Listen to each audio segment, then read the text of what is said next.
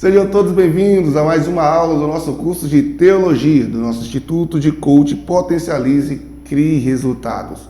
Eu sou o pastor Patrick Ribeiro e estamos estudando os livros poético e proféticos, a poesia e o profetismo na vida do povo de Israel. Nesse primeiro momento, estamos focando exclusivamente nos livros poéticos e agora estaremos começando a nossa quinta aula, onde trataremos sobre os livros de Eclesiastes. O autor desse livro é Salomão, foi rei de Israel após o reinado do rei Davi, e a palavra-chave deste livro é vaidade.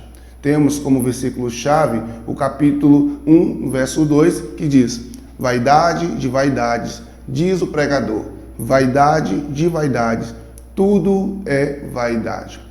Salomão escreve esse livro, segundo a tradição judaica, no final da sua vida, tendo que, no início dela, ele escreveu o livro de Cantares, depois o livro de Provérbios, e nesse fim da vida ele escreve tentando externar a sua tristeza pelo tempo perdido, principalmente com a carnalidade e a idolatria que ele, por muito tempo, se entregou. O livro traz exatamente a expressão de tristeza diante do passado perdido com tantas ilusões.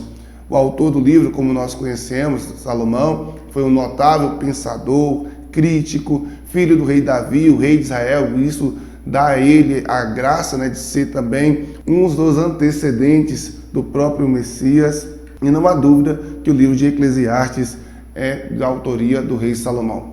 Salomão que reinou em Israel do ano 970 a 930. Nós já falamos exatamente aqui nos livros históricos sobre o reinado do rei Salomão. O livro de Eclesiastes tem como principais características o fato de que o nome Eclesiastes significar lá em grego pregador, orador, uma pessoa que era encarregada por convocar um auditório e dirigir a ele uma palavra de reflexão da vida. Por isso, a palavra principal, quando nós olhamos para Eclesiastes, é vaidade.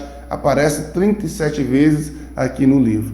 E essa palavra, como sinônima, o termo vazio, significa vazio. E é isso que é o propósito do livro. O propósito é trazer exatamente a reflexão do que acontece com o homem quando ele vai procurar felicidade longe de Deus. Geralmente o objetivo dessas pessoas é encontrar um sentido para a vida, encontrar um propósito, mas tem como resultado dessa busca insana, dessa busca longe dos princípios de Deus, o ceticismo, o desespero. Ela perde completamente a razão de viver, exatamente porque o nosso propósito está em Deus. Então, mesmo Salomão vivendo uma vida perversa, procurando em outras coisas, ele vai chegar à conclusão de que o principal propósito da sua existência está em Deus e que tudo que há debaixo do céu é vaidade. O livro vai ser dividido nas seguintes partes. A primeira dela é quando Salomão propõe, coloca o problema, a experiência do pregador, e ele vai dizer isso no capítulo 1, verso 1 ao 11.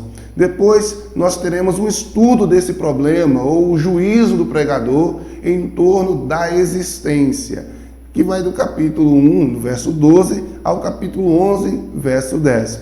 Depois teremos a solução desse problema, as conclusões finais no capítulo 12. É por isso que o capítulo 12 é tão marcante, porque ele resume exatamente: lembra do teu Criador nos dias da tua juventude, no dia da tua mocidade. É onde ele vai dar a nós o resultado da sua reflexão de todo um tempo onde ele andou meio que longe do seu verdadeiro propósito, servir a Deus e realizar a obra do Senhor.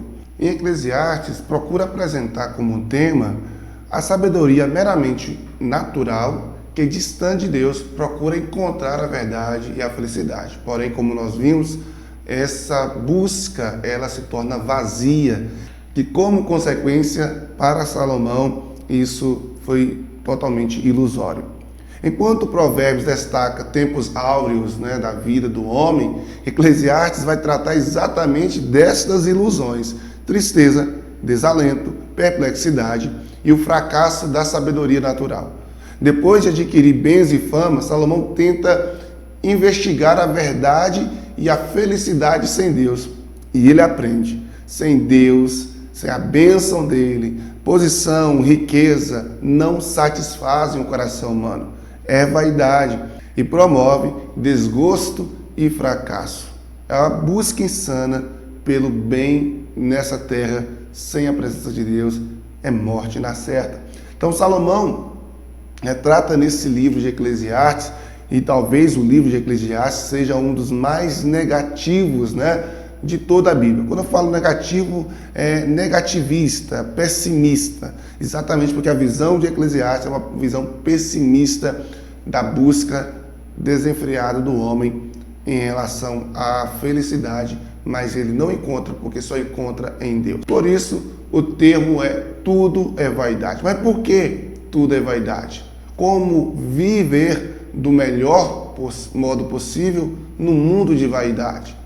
Que proveito tem o homem de todo o seu trabalho com que se afadiga debaixo do sol? O que o ser humano deve fazer, saber e conhecer para viver de maneira feliz e plenamente satisfatória? São essas perguntas, são esses questionamentos que Salomão, ao final da sua vida, ele vai se fazer.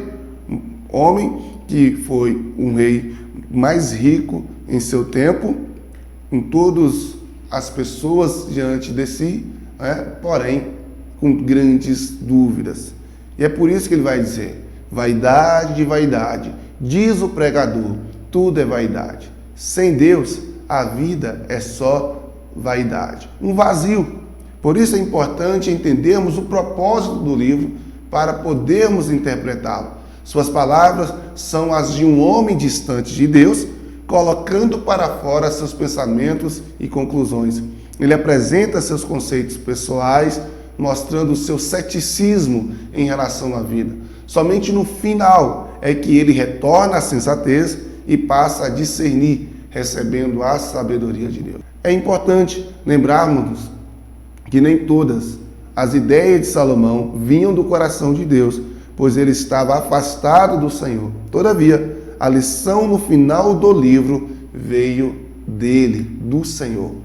Perceber isso é importante para a nossa compreensão no livro de Eclesiastes. Veremos então 4 lições muito fundamentais tiradas desse livro que podemos trazer para a nossa vida. Primeiro é que longe de Deus tudo é sem sentido. O lugar da humildade precisa ter em nosso coração. O dia da ilusão vai findar e a responsabilidade humana. Por exemplo, longe de Deus, tudo é sem sentido. Então, a que ponto chega um coração que se distancia de Deus?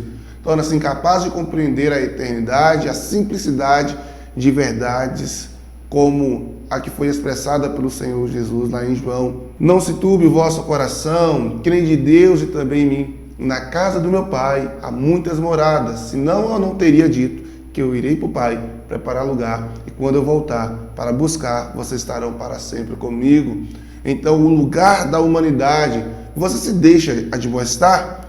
Admoestar é advertir de falta, censurar, repreender com brandura, aconselhar, lembrar, avisar. Então, ser um rei sábio não significava que ele era irrepreensível.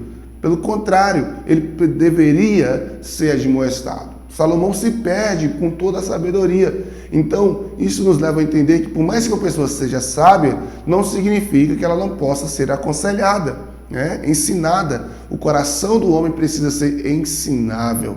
O dia da ilusão se finda. Ninguém escapa. Nesta vida, todos os dias maus e difíceis vão acontecer. Porém, podemos viver muito tempo em bonança. Todavia, a época do desgosto e da dor chegará à nossa porta e a gente precisa estar firme e forte para poder suportar e superar. E isso só conseguiremos em Deus. A última lição é a responsabilidade humana. Somos seres responsáveis e daremos contas a Deus de tudo, inclusive o próprio Salomão. E ele chega ao final da sua vida tendo esta reflexão. Quando nós olhamos para Eclesiastes, podemos ver Cristo, capítulo 12, verso 11, onde inicia a sua expressão: as palavras dos sábios são como arguilhões, e como pregos bem fixados, as sentenças coligidas, dadas pelo único pastor. Então percebe que o único pastor traz uma referência a Cristo. O que o único pastor disse é visto como uma palavra firme e totalmente confiável, em posição à palavra incerta daquele de quem nem sabe por que razão nasceu. Então, Salomão está trazendo isso. Então, quem é esse bom pastor? Quem é esse único pastor? O geral do livro é a expressão do grito desesperado da alma humana buscando um Salvador. E é isso que Salomão sente ao final da sua vida. Ele busca um Salvador de maneira desesperada. Por isso, é importante ver que tudo é vaidade. Por exemplo, a aprendizagem sem Deus, capítulo 1, versos 7 e 8, é cinismo. Grandeza sem Deus, tristeza. Prazer sem Deus, desapontamento. Trabalho sem Deus, ódio pela vida. Filosofia sem Deus, vazio. Eternidade sem Deus, falta de realização. Vida sem Deus, depressão. Religião sem Deus, medo. Riqueza sem Deus, tribulação. Existência sem Deus, frustração. Sabedoria sem Deus, desespero. Temor de Deus é a grande realização para o homem. Por isso não tem como concluirmos esta aula sem refletir de tudo que se tem ouvido, o resultado, a suma é: teme a Deus e guarde os seus mandamentos. Porque isto é dever de todo homem, porque Deus trará a juízo todas as obras, até os que estão escondidas, quer sejam boas, quer sejam más. Próxima aula, concluiremos os nossos livros poéticos estudando o livro de Cantares. Até lá!